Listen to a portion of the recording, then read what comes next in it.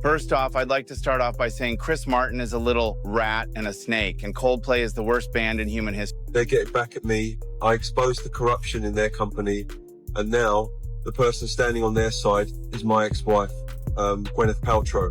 Chris Martin cracked one line about a kiss cam couple, and days later, his ex, Gwyneth Paltrow, popped up as the playful face of the company tied to that moment. Coincidence? Or a calculated flex that pulled Andy Byron, Coldplay, and lawsuit chatter into the same frame? We're unpacking how a stadium meme morphed into a PR power move, why Byron's name won't leave the headlines, and the subtle signals fans think Chris sent back. If this wasn't a call-out, it sure looked like one. Chris didn't plan a scandal. He tossed a light joke into a summer night in Foxborough, and the stadium did the rest. One camera sweep landed on Astronomers CEO Andy Byron and his chief people officer, Kristen Cabot, sitting close in a packed crowd. They noticed the lens, froze for a beat, and turned away as the big screens lit up thousands of faces at once. The moment was awkward, quick, and unforgettable. Chris riffed, something like, either they're having an affair or they're just very shy, and the crowd roared. Within hours, that 10-second clip was everywhere. Edits, zoom-ins, side-by-sides, people traced LinkedIn titles, grabbed conference photos, and stitched timelines like it was a true crime puzzle. By sunrise, the internet had names, jobs, and opinions. Inside Astronomer, phones rang, PR drafted statements, and leadership meetings got very quiet. What started as a throwaway line from a frontman had become a full-blown cultural moment, and it put Chris, the band, and two executives under a microscope they couldn't control. And while the company scrambled, someone else stepped onto the stage, someone whose appearance would flip the narrative completely. Inside Astronomer, the alarms didn't just blink, they blared. Slack threads exploded, calendars filled with all hands and urgent tags. Legal, HR, and comms huddled before sunrise to figure out how a 10-second stadium clip turned their leadership into the internet's favorite freeze frame. By mid-morning, the company promised a review and tried to calm customers with careful language about values, conduct, and focus. It didn't stick. Within days, Andy Byron was out. Kristen Cabot exited too. The message to staff was polished and restrained. Standards, respect, accountability, but everyone could read the subtext. The brand needed distance, fast. Outside the building, the narrative hardened. Commentators pointed out the obvious. Arenas run crowd cams, jumbotrons are part of the show, and anyone in the pit is basically on an open stage. That made the no consent argument feel flimsy to casual viewers, even as friends of Byron floated privacy and public humiliation talking points. Meanwhile, sales calls turned awkward. Prospects asked about stability. Engineers groaned that their product roadmap had been hijacked by a meme. The company's name was everywhere, but not for features, benchmarks, or customer wins, just that clip. Chris didn't add fuel. The band kept moving city to city, the tone on stage light, the set list unchanged. But the vacuum around Astronomer demanded a new headline, and someone stepped in to write it. Not a lawyer, not a crisis PR flack, a celebrity with the rare ability to turn a scandal into a punchline and make the audience clap for the pivot. And the second she appeared, the story stopped being about a camera mistake and started being about a calculated move. But that wasn't the whole story. Nearly so hard. Gwyneth didn't walk in quietly. She glided in with a wink. Days after the kiss cam clip, she appeared as Astronomer's temporary spokesperson, smiling through a tongue-in-cheek promo that turned a PR tire fire into a sly sales pitch. It wasn't random. The spot had the unmistakable polish of Maximum Effort, the same creative shop that loves flipping internet chaos into brand oxygen. One moment you're doom-scrolling a scandal. The next, you're watching Gwyneth crack a line about data pipelines and deadlines. People didn't just notice, they shared it. The brilliance was the framing. Instead of denying the mess, the ad embraced it, lightly, without naming names, then redirected the attention toward a "we're still shipping" message. In a few beats, Astronomer went from company in crisis to company in on the joke. That shift matters. Audiences forgive faster when they feel included, and nothing invites forgiveness like letting them laugh first. For viewers who knew the backstory, the cameo hit with extra voltage. This wasn't just any A-lister. This was Chris's ex, sliding into the plotline with perfect timing. To some, it read as pure business, a paid gig, a clean check, a smart alignment. To others, it felt like a chess move across an old board, subtle, calculated, and impossible to ignore. Either way, Gwyneth seized the narrative and made it hers. And once she did, the conversation changed tones. Less outrage, more analysis. Less, how could this happen? More, who pulled this off? The ad didn't erase the stadium clip. It reframed it. Suddenly, the question wasn't whether Astronomer could survive a viral moment. It was whether Gwyneth had just engineered the most efficient pivot of the year. Clever, but why her? It wasn't just a cameo, it was context. Gwyneth carries a unique gravity in Chris's universe. Ex-spouse, co-parent, and a public figure whose name automatically reframes any Coldplay storyline. Plug her into Astronomer's Crisis and the optics warp on contact. Suddenly, this isn't a random brand trying to outrun a meme. It's a precision move that forces audiences to connect two parallel timelines. Stadium scandal on one track, celebrity savvy on the other. That connection alone multiplies attention. You can't scroll past it. You have to pick a side. And then there's the timing. Dropping her into the story right after the kiss cam moment invites 1,000 interpretations. Coincidence, contract, or strategic flex. Viewers split into camps and argue their case, which is exactly what a smart PR pivot wants. Conversation that sustains itself. Even people who dislike her brand can't resist weighing in, and every hot take becomes free distribution. That's the power of casting in crisis. Pick one person who reframes the whole scene, and the debate does your marketing for you. Which raises the next question everyone asked. Did Chris respond directly, or did he send his answer from the stage in a quieter way? Publicly, Chris didn't swing at Gwyneth. What's on record is simple, the Foxborough quip that lit the internet. Then a playful reminder at a later show that the cameras are around, delivered with a grin and a shrug.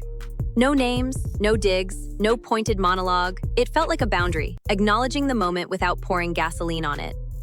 That restraint tracks with his long-standing pattern. Keep the family stuff off the set, keep the set for the music, and let the crowd write the captions if they want.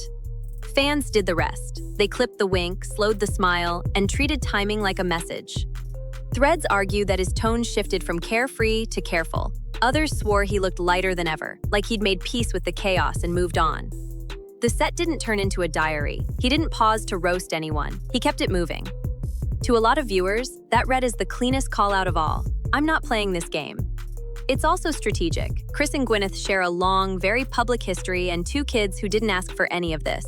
Turning a global tour into a referendum on an ad would hand the story to people who profit from noise. Instead, he used humor as a firewall, then let silence do the heavy lifting. The message between the lines wasn't fury, it was control. But outside the arena, a louder storyline gathered steam, one that tried to turn a meme into a court case, with Byron at the center and big claims about privacy and harm. Esther training. The next beat wasn't a press conference. It was a whisper. He's going to sue.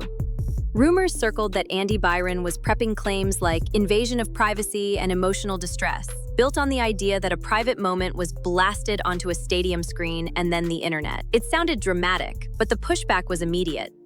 Arenas are public spaces, jumbotrons are part of the experience, and most tickets spell out that attendees may be filmed. In plain terms, you don't walk into a packed venue and reasonably expect anonymity, especially not in the pit. Legal commentators went further. Defamation? Tough sledding. Chris's line played as a joke, not a concrete accusation. Opinion and truth defenses loom large, and the clip itself did most of the talking. Emotional distress? Courts usually reserve that for conduct that's extreme by any sane measure, not a standard kiss cam beat that happens at concerts and ball games every week. Privacy torts? They struggle in open, highly public settings where cameras are obvious and signage warns you they're rolling. Even a negligence angle runs straight into consent language and the common sense reality of live events. That's why so many experts shrugged at the lawsuit chatter. It read less like a winning case and more like an attempt to flip the narrative from personal choices to corporate blame. And while those headlines simmered, a different storyline about Gwyneth started boiling over, one that painted a much messier picture behind the polished wellness brand. The picture around Gwyneth wasn't spotless either, at least not according to a fresh round of reporting and a new biography that poked hard at the glow of her wellness empire. Former staffers described a culture that could swing from inspired to intimidating in a heartbeat, with priorities changing on a whim and people learning to read the room before they spoke. The book framed it as organized chaos, brilliant branding out front, whiplash pace behind the curtain. None of it is a court finding. It's an account built on interviews and observations. But in the court of public opinion, it colored how the astronomer cameo landed. To some, it read as classic Gwyneth, icy control, clever timing, and a willingness to surf outrage if it advanced the story. That perception matters in a scandal economy. If you already think of her as the maestro of image management, the ad becomes less about a paycheck and more about a hand on the volume knob, turning up a message precisely when it stings most. Critics called it ruthless. Fans called it elite-level spin. Either way, the cameo didn't just sell software. It sold a narrative where Gwyneth sets the tempo and everyone else tries to keep the beat. And that's where the triangle sharpens. Chris keeps the show light and moving. Byron leans into victimhood talk. Gwyneth plays the internet like a glass harmonica. Put those 3 energies in the same week and you don't get a dust-up, you get a case study.